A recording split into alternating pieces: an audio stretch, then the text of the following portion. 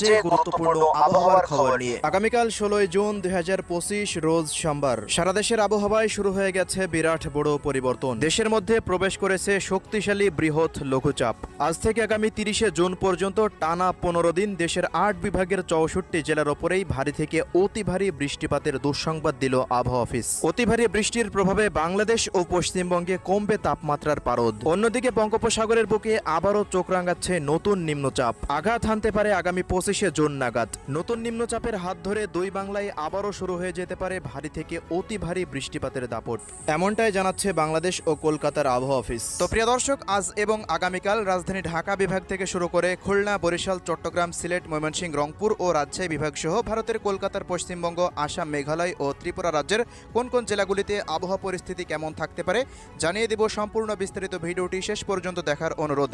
কে কোন জেলা থেকে দেখছেন কমেন্ট করে জানিয়ে দিন। প্রতিনিয়ত আবহাওয়ার খবর পেতে